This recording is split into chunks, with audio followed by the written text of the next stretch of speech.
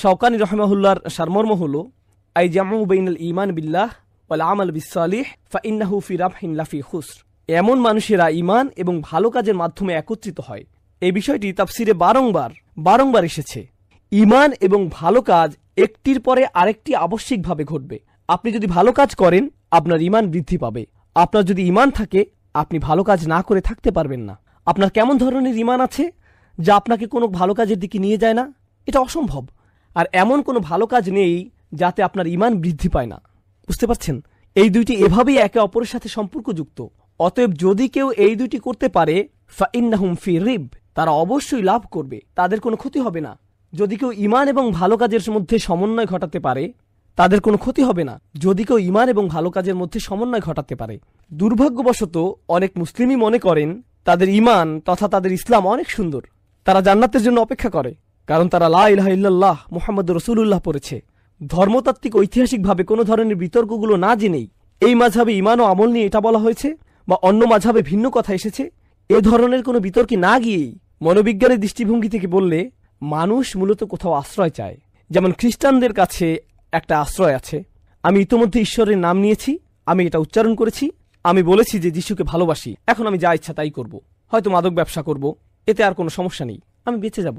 আমাদের মুসলিম সমাজেও এই একই মানসিকতা রয়েছে। যখন কেউ বলে আমি একজন মুসলিম, হ্যাঁ আমি হয়তো কিছু ভুল কাজ করি, আমি হয়তো অনেক হারাম কাজ করি, কিন্তু ভাই আমার তো টিকিট কাটা হয়েই গেছে। আমি একবার বলেছি লা ইলাহা ইল্লাল্লাহ, আমি তো পড়েছি মুহাম্মাদুর রাসূলুল্লাহ সাল্লাল্লাহু আলাইহি সাল্লাম, এটাই যথেষ্ট, আমার আর কোনো চিন্তা নেই, কারণ আমার ঈমান আনা হয়ে গিয়েছে। এই সূরায় আমরা স্পষ্ট দেখতে পাচ্ছি ইল্লাল্লাযীনা আমানু যথেষ্ট নয়, ওয়া আমিলুস সলিহাত ওয়া তাওয়াসাউ বিল হক ওয়া তাওয়াসাউ বিস সবর। যখন আপনি পুরো 4টি কাজ করবেন তখনই আপনি মুক্ত হবেন, তার আগ পর্যন্ত আপনি মুক্ত নন। এ থেকে আমরা আরো একটা বিষয় বুঝতে পারলাম, তা হলো যদি আপনার মনে হয় আপনার ঈমান আছে আর এসবের কিছুই আপনি করছেন না, তাহলে সম্ভবত আপনার ঈমান নেই। হয়তো আপনি ভাবছেন যে আপনার ঈমান আছে, কিন্তু আসলে নেই। বেদুইনরাও ভাবতো তাদের ঈমান আছে। ক্বালাতিল আরাবু আমান্না, সূরা হুজরাতে এসেছে, তারা বলতো আমাদের ঈমান আছে। আল্লাহ বলেন কুল্লাম তুমিনু, না তোমাদের এখনো ঈমান নেই, ওয়ালাকিন কুলু আসলামনা, তোমাদের কেবলমাত্র ইসলাম আছে। ওয়ালাম্মা ইয়াদখুলুল ঈমানু ফি কুলুবিকুম, ঈমান এখনো তোমাদের হৃদয়ে প্রবেশ করেনি। এর প্রমাণ কি? ওয়া ইন তুতিউল্লাহ ওয়া রাসূলাহু, যদি তোমরা আল্লাহ ও তার রাসূলের আনুগত্য করো। এখানে কি কাজের কথা বলা হয়নি? আল্লাহ বলছেন তোমাদের ঈমান নেই, তোমাদের শুধু ইসলাম আছে, ঈমান এখনো তোমাদের হৃদয়ে ঢোকেনি। একে ঢোকানোর জন্য তোমাদের কি করা উচিত? আল্লাহ ও তার রাসূলের আনুগত্য করো, কাজ করো, তোমাদের কোনো কাজই বৃথা যাবে না। সুবহানাল্লাহ। এটাই হলো এই দুইটি বিষয়ের সম্পর্ক। আর কিছু নোট বাকি আছে, আগামী 5 মিনিটের মধ্যে ইনশাআল্লাহ আমরা এটা শেষ করব। আমি দ্রুত এটা শেষ করব। জামাখশারি তাওয়াসাউ বিল হক এর উপর মন্তব্য করেছেন। হক বলতে তিনি বলছেন এর সাথে তাওহীদ যুক্ত, এর সাথে আল্লাহ ও তার রাসূলের আনুগত্য যুক্ত, দুনিয়াবী জীবনের প্রতি উপেক্ষা এবং আখিরাতমুখী জীবন এর সাথে যুক্ত। শাওকানি তাওয়াসাউ বিল হক নিয়ে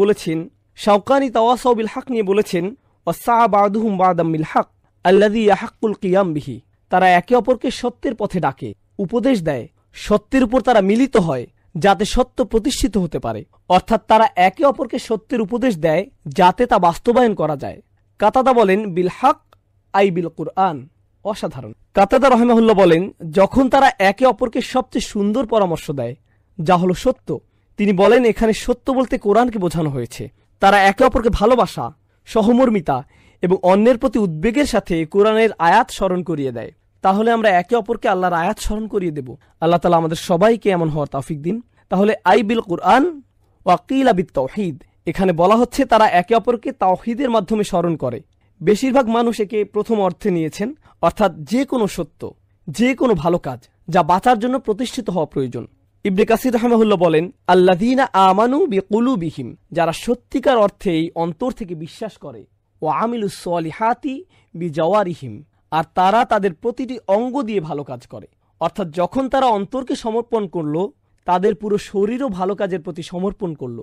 ওয়াতাওয়াসাউ বিল হক ওয়া হুয়া আদাত তাআত, এবং তারা একে অপরের সাথে সত্যের উপর মিলিত হয় এবং সকল আনুগত্যের কাজ করে।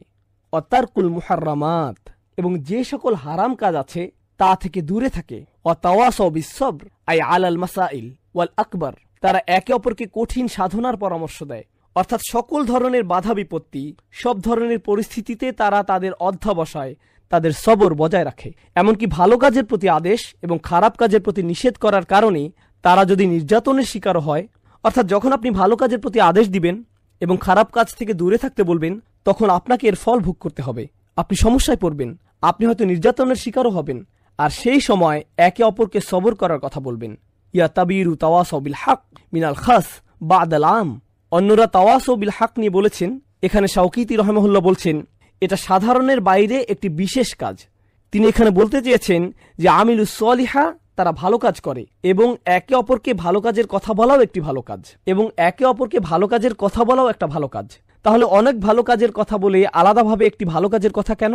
এটা হলো আল খাস বাদাল আম, এটা হলো একটি বিশেষ ভালো কাজ যা সাধারণের বাইরে আলাদাভাবে বলা হয়েছে, তাই এটি বিশেষ গুরুত্বপূর্ণ, বা একে হয়তো সহজেই ভুলে যাওয়া যায়। এটাই তিনি বলতে চেয়েছেন, লিআন্নাহু দাখিল ফি আমালিস সলিহাত, কারণ এটা সাধারণ ভালো কাজের অন্তর্ভুক্ত। জামাখশারি তাওয়াসাউ বিস সবর নিয়ে বলেছেন, আল্লাহ তার বান্দাকে যা দিয়ে পরীক্ষা করেন তার প্রতি সবর করা এবং খারাপ কাজের প্রলোভনে না পড়া। অন্যভাবে বললে, বিশ্বাসীকে বিভিন্ন সময় প্রলোভনে ফেলা হবে, তাকে বিভিন্ন আকর্ষণীয় বস্তুর সম্মুখীন হতে হবে, সে লোভে পড়তে পারে, কামনা তাকে পেয়ে বসতে পারে, সেই সময় তাকে সবর করতে হবে, সেসবের প্রলোভনে পড়া যাবে না। আল্লাহ আমাদেরকে তার অবাধ্য হওয়া থেকে রক্ষা করুন। আর পরিশেষে এর ফলাফল, ওয়াজআলা তাওয়াসাউ বিল হক ওয়াজআলা তাওয়াসাউ বিস সবর ক্বালিলু তাওয়াসাউ বিল হক দালিলিন আলা আযীমি কদরিহি। আল্লাহ সবরকে শেষে এনেছেন আর হককে আগে এনেছেন, যেন সত্যের কাছে সমর্পিত হওয়া যায়, কারণ এটা বেশি শক্তিশালী এবং গুরুত্বপূর্ণ। শাওকিতি রাহিমাহুল্লাহ এই আয়াতের ব্যাপারে বলছেন, সবরিন হলো তারাই যারা পরিস্থিতি যেমনই হোক না কেন ধৈর্যের প্রয়োজন হলে তারা তা বাস্তবায়ন করে। অপরকে ধৈর্য ধরতে বলা এক জিনিস, আর যখন ধৈর্য ধরার প্রয়োজন হয় তখন ধৈর্য ধরা ভিন্ন জিনিস। আমরা ধৈর্য হারিয়ে ফেলি। তখন কেউ যদি বলে, ভাই তোমার একটু ধৈর্য ধরা দরকার, না না না, এখন ধৈর্য ধরার সময় নয়, আমি জানি আমার ধৈর্য ধরা উচিত, কিন্তু তুমি বুঝতে পারছো না, এখন পরিস্থিতি ভিন্ন। বুঝতে পারছেন? যখনই আপনার ধৈর্য ধরার দরকার হয়, যখনই আপনার ধৈর্য ধরার প্রয়োজন হয়, তখনই আপনি বলেন এটা একটা বিশেষ পরিস্থিতি, তাই না? এই লোকের আসলে সবর নেই। যখনই তাকে সবরের কথা বলা হয়, সে বলে, আমি জানি আমার এটা করা উচিত, কিন্তু এখনকার পরিস্থিতি ভিন্ন। আমি জানি আমার করা উচিত, কিন্তু এই মুহূর্তে না। এটা খুবই ভালো পরামর্শ, আমি জানি এটা কোরআনে আছে, আমার জন্য না, অন্তত এখন না। কিন্তু এই স্বভাবটি আমাদের বাদ দিতে হবে। এই বইয়ে যত উপদেশ আছে তা আমার জন্যই, এখনই। এমন কোনো সময় নেই যখন এটা কাজে লাগবে না। আর যখন আপনি এরকম বাছাই করা শুরু করেন, এটা তখন আপনার কাছে মূল্যহীন হয়ে যায়। এই উপদেশের কোনো দাম নেই।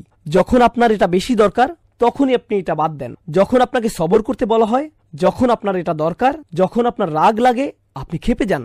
যখন আপনি আল্লাহর অবাধ্য হন, তখনই তো এর প্রয়োজন। যখন আপনি অনেক ভালো মানুষের মধ্যে থাকেন, আমার ধৈর্য ধরা উচিত, হ্যাঁ আমি ধৈর্য ধরলাম, এতে কোনো লাভ হবে না, এতে তেমন লাভ হবে না। যাই হোক, আমরা আজকে শেষ করব ইনশাআল্লাহ তাআলা।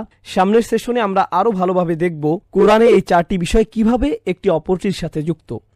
ইল্লাল্লাযীনা আমানু ওয়া আমিলুস সলিহাত ওয়া তাওয়াসাউ বিল হক ওয়া তাওয়াসাউ বিস সবর। আমরা এটা পড়ব ইনশাআল্লাহ তাআলা। আমর বিল হক ওয়া বিস সবর, বা এর ব্যবহার জানব এবং এর অলংকারিক ব্যবহার জানব। বারাকাল্লাহু লি ওয়া লাকুম ফিল কুরআনিল হাকিম ওয়া নাফা'নি ওয়া ইয়্যাকুম বিল আয়াতি ওয়া যিকরিল হাকিম। আসসালামু আলাইকুম ওয়া রাহমাতুল্লাহি ওয়া বারাকাতুহু।